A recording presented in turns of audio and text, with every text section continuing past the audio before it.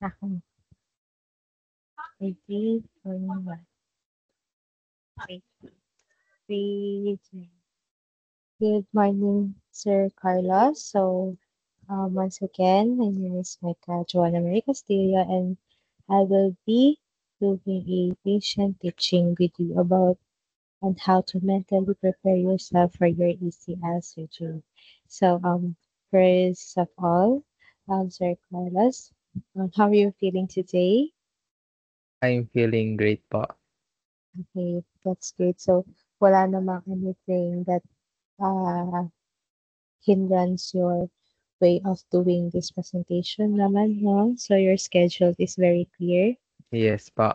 Okay, that's great. So, before we start, I'm gonna ask you first to bow your head and let's start with a prayer first. Let's pray. Lord God in heaven, who created the heavenly earth, we thank you, Lord, for this day that you have given to us. Also for this opportunity that you have given to us. May you please guide us, especially with Sir Carlos that will be having his surgery this upcoming month. And also, Lord, guide us on our studies and also on our daily doings and sorry verses that we did. In Jesus' mighty name we pray. Amen. Okay, sir. So I will be presenting for a slideshow that consists all about the ACL surgery and its types, its classifications, the introduction of ACL injury. So let me share my screen first.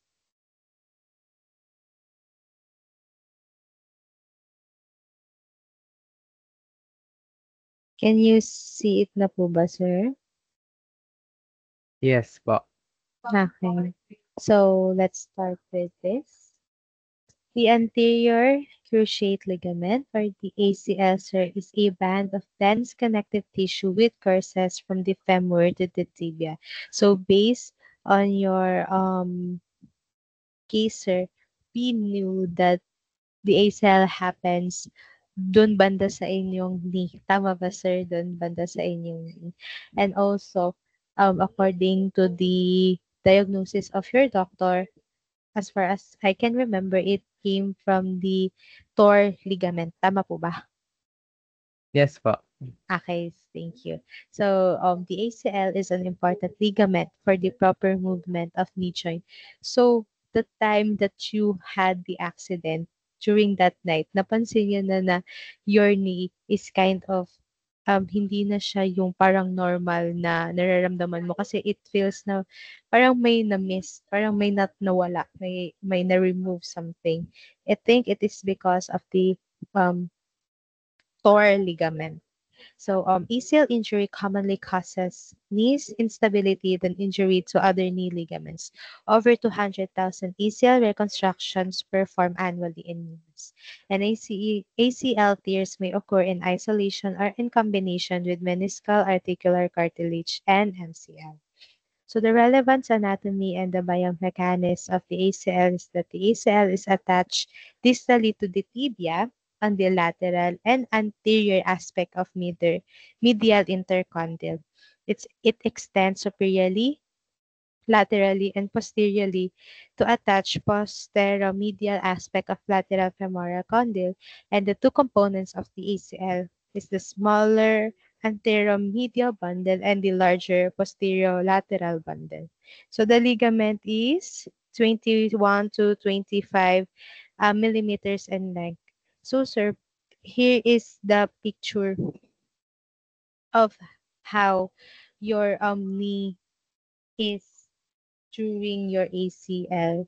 So this is your fibula, which is the smaller bone of your legs, and this is the tibia. So dun sa taas is um your patella, which is yung parang tuhod after ng iyong hita. So this happens. This is where your ACL happens. That is the ligament. Yun yung sinasabi ng doktor mo yun yung sinasabi ng doktor mo na um, parang somewhere napunit. tama ba sinabi ng doktor, 'di ba, na napunit yung ligament mo, which causes your knee to feel like it's scratching or it's like, parang nakikis-kiss silang dalawa whenever you do something extracurricular activity. So, are you following, sir? Yes po. Okay. So the ACL injury has three grade classification. So we have the grade 1 sprain, the grade 2, and the grade 3 sprain. Let's start with the grade 1 sprain. The fibers of the ligaments are stretched, but there is no tear. There is a little tenderness and swelling, and the knee does not feel unstable or give out during activity. And also, the grade 1 sprain has no increased laxity, and there is firm and feel. While the grade 2 sprain, the fibers of the ligament are partially torn or incomplete tear with hemorrhage. There is a little tenderness and moderate swelling with some loss of function. The joint may feel unstable or given out during activity, and it increases anterior translation, yet there is still a firm endpoint. And lastly, the grade 3 sprain, the fibers of the ligament are completely torn or ruptured. The ligament itself is torn completely into two parts. There is tenderness but limited pain, especially when compared to the seriousness of the injury. I think, sir, according to your diagnosis, this is the one that the doctor has been talking about. It is the grade 3 sprain.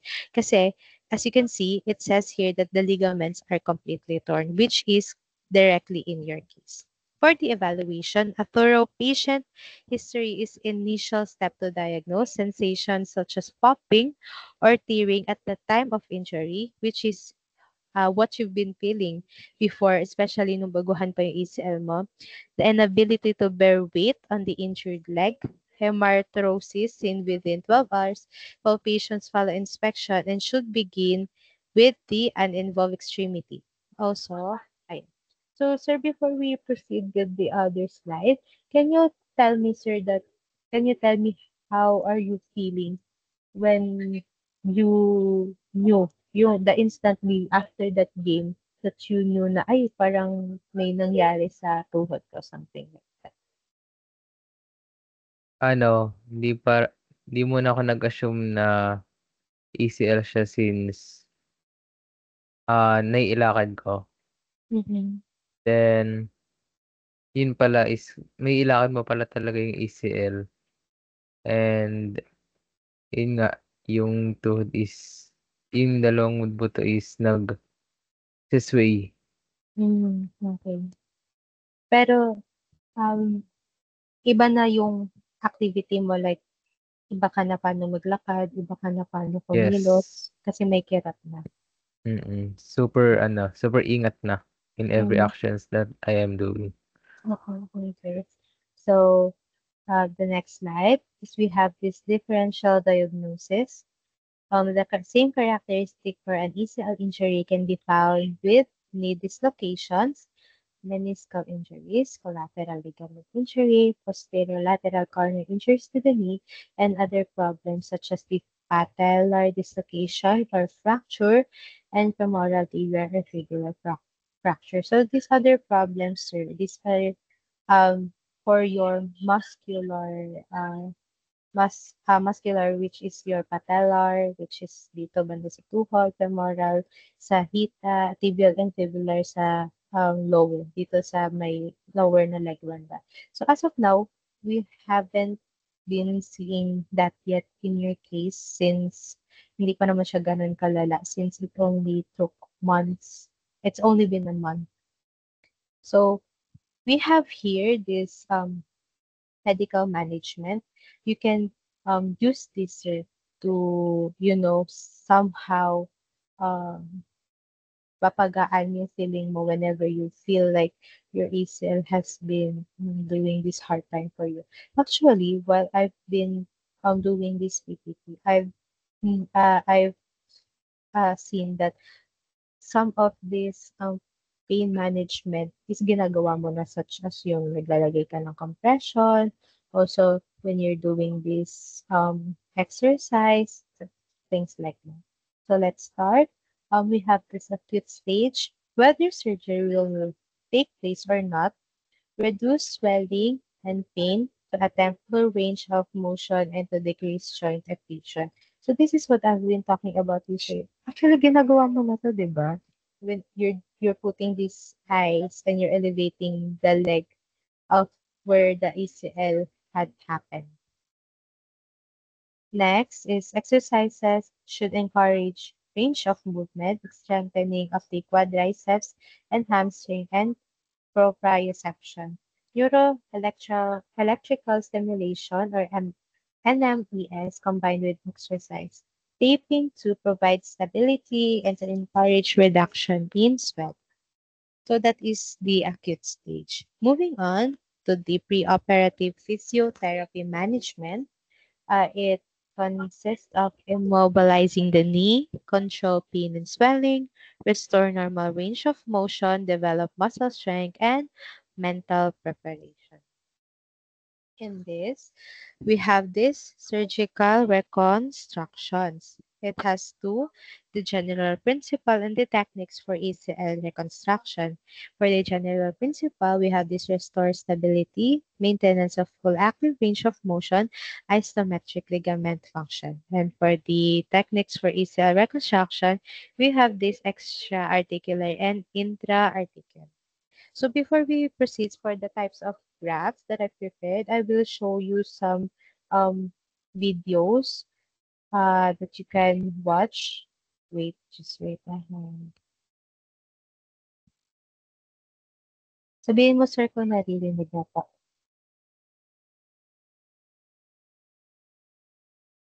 Rinig ba? Walang audio. Walang audio? Pwede include mo yung sound dun sa share screen. Mag-re-ano ka ulit. Share mo ulit. Wait Include sound.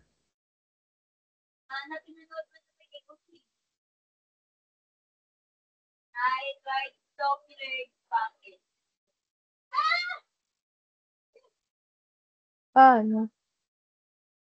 Wait lang.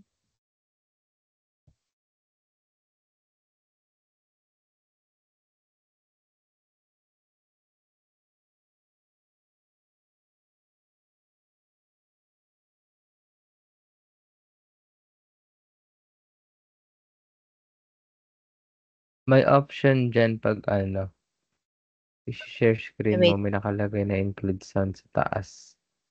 Okay na.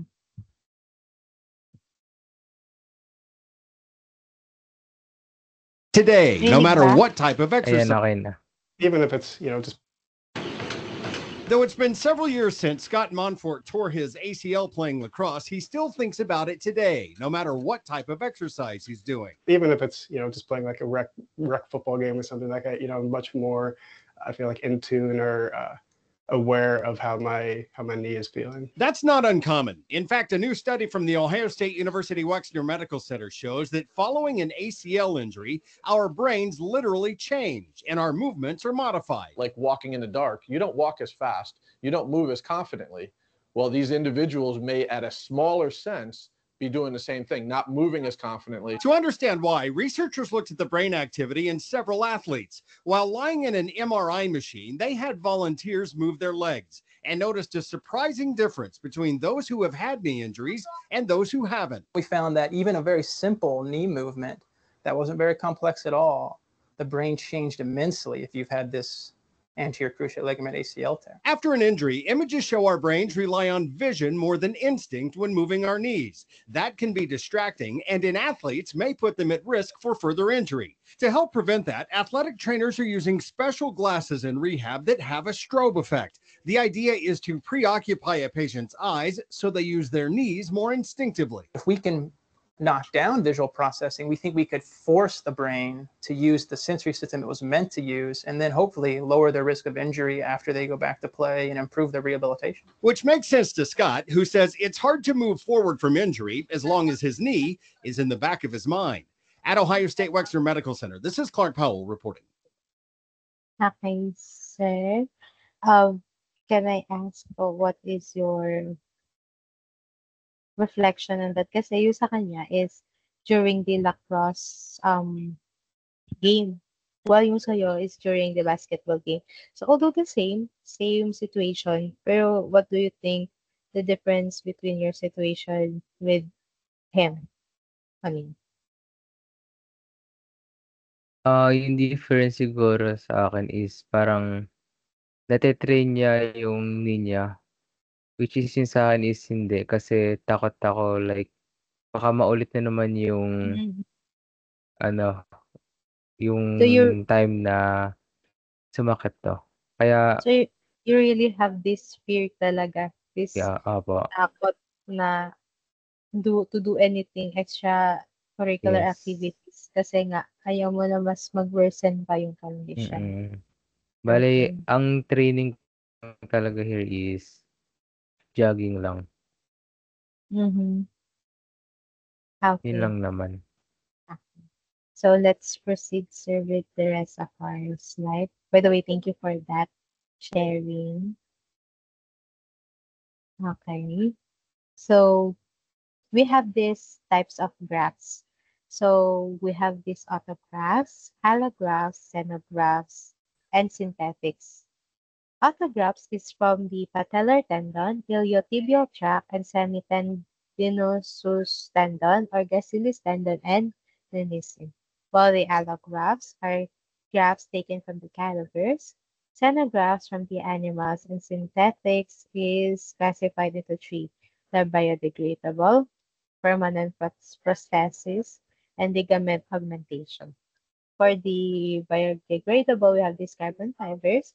For the prosthesis, we have this Vortex and Dacron and so on. So here we have the physiotherapy rehabilitation.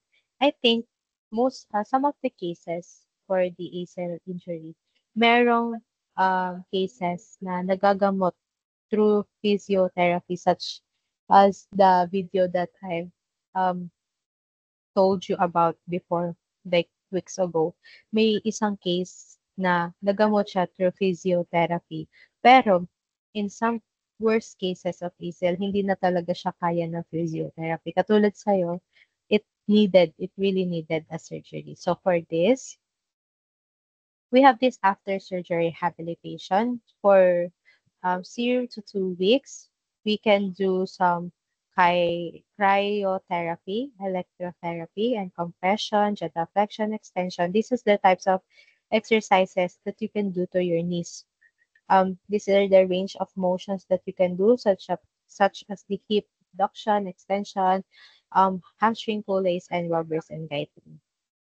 Um, After 2 to 12 weeks, we can still continue po the cryotherapy, electrotherapy, compression, also the range of motion drills and the other exercises such as the leg press, step ups, bridges, single leg calf raises, guide, re-education drills, and balance and proprioceptive drills. These are the things that you can do po. These are the types of range of motions that you can do. This is just to support the after surgery that you have done for your knee. Next, after months, 3 to 6 months, increase difficulty, repetitions, and weight were appropriate. So, pwede na tayo dito magbuhat-buhat. Although kasi from the first, especially ngayon, hindi ka pa nagtitake ng surgery, it's kind of very uh, hindi pa safe to do some weight lifting.